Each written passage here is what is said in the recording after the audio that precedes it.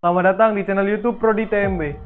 Channel YouTube Prodi TMB adalah channel YouTube dari program studi Teknik Mekanikal Bandara Politeknik Penerbangan Indonesia Curug yang berisi konten seputar dunia mekanikal yang ada di bandara. Izinkan saya memperkenalkan diri. Saya Taruna Muhammad Giovanni Sefar Sadani. Saya Taruna Politeknik Penerbangan Indonesia Curug. Saya berasal dari program Diploma 3 Teknik Mekanikal Bandara Angkatan 11. Kali ini saya akan bahas sebuah alat transportasi yang ada di bandara, yaitu eskalator. Ya, eskalator sama dengan tangga berjalan. Tapi lebih dari itu loh.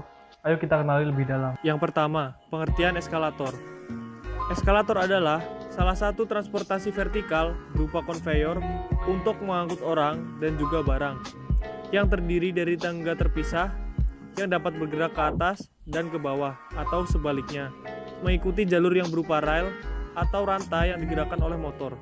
Fungsi eskalator sendiri adalah sebagai transportasi perpindahan orang dalam jumlah banyak tanpa jeda atau antrean. Jadi pada intinya, fungsi eskalator sendiri mempermudah fleksibilitas manusia untuk berpindah dari satu tempat ke tempat yang lain. Mungkin belum pada tahu nih, eskalator itu dibedakan menjadi dua jenis, yaitu public service escalator yang sering kita jumpai di bandara, subway service, atau tempat transit lainnya, dan komersial eskalator yang sering kita jumpai di pusat perbelanjaan, hotel, dan juga pusat bisnis lainnya. Dan eskalator sendiri dibuat oleh beberapa pabrikan terkenal, seperti salah satunya yang ada di Bandara Lombok Praya, yaitu Hyundai. Lalu, eskalator itu biasanya ditempatkan secara berpasangan satu unit dengan unit yang lainnya. Yang satu bergerak naik dan yang satu bergerak turun. Namun di beberapa tempat, khususnya toko-toko dan stasiun, tidak ada eskalator turun, yang ada hanya eskalator naik saja. Nah teman-teman, eskalator itu terdiri dari beberapa bagian atau komponen. Yang pertama adalah anak tangga yang kita pijak. Nah, komponen itu bernama step.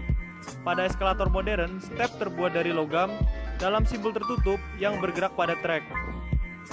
Lalu ada handrail, yaitu pegangan tangan yang bergerak mengikuti arah gerakan tangga. Arah gerakan ke atas atau ke bawah dapat diatur secara permanen atau dapat juga disesuaikan oleh personil mekaniknya. Kemudian terdapat top and bottom landing platform. Lebih mudahnya adalah kita sebut saja plat datar yang terdapat pada bagian ujung bawah dan ujung atas eskalator.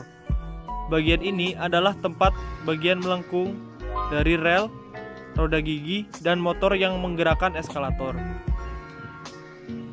Platform bagian atas berisi motor dan perlengkapan penggerak utama. Sementara bagian bawah berisi plat lantai dan plat sisir atau kamplet. Plat lantai menyediakan tempat bagi penumpang untuk berdiri sebelum melangkah ke tangga yang bergerak atau step. Plat tersebut datarnya sama dengan lantai untuk memudahkan akses ke mesin di bagian bawahnya. Platcom adalah bagian antara plat dan step yang bergerak. Dinamakan seperti itu karena bentuknya memiliki serangkaian paku yang mirip seperti gigi pada sisir. Gigi-gigi yang renggang ini bentuknya selaras dengan alur bentuk yang ada pada step. Desain ini diperlukan untuk memperkecil gap antara tangga dan plat datar yang tidak bergerak, serta untuk mencegah benda-benda dari luar seperti sampah dan kotoran terperangkap dalam gap dan terbawa ke ruang di bawah platform. Lalu ada the truss atau struktur gugus batang logam sebagai penyangga. Di dalam truss tersebut ada sistem track untuk memandu rantai anak tangga yang secara terus-menerus menarik anak tangga dari lantai platform bawah dan kembali ke puncak tanpa henti. Posisi trek ini menyebabkan anak tangga atau step membentuk sebuah tangga ketika mereka bergerak keluar dari bawah platform. Selain komponen tersebut, eskalator sendiri memiliki beberapa komponen yang berguna sebagai komponen safety keamanan dan untuk memberi kenyamanan bagi penumpang. Seperti the railing yang merupakan pagar yang memberikan pegangan yang nyaman untuk penumpang ketika menaiki eskalator. Selain itu, ada beberapa hal yang perlu diperhatikan dalam penyediaan eskalator. Seperti persyaratan fisik lokasi, pola lalu lintas, pertimbangan keselamatan, dan pilihan estetika, terutama faktor fisik seperti bentangan jarak, vertikal, dan horizontal yang harus dipertimbangkan secara matang. Faktor-faktor tersebut akan menentukan ketinggian puncak eskalator dan panjang eskalator tersebut.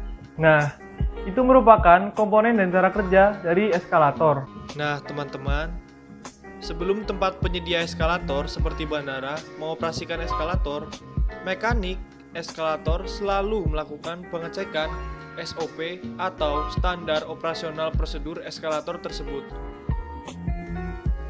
yaitu melakukan pengecekan terhadap fungsi step, cam, demarcation cam, serta melakukan pengecekan kerja dari tombol kontrol dan key switch.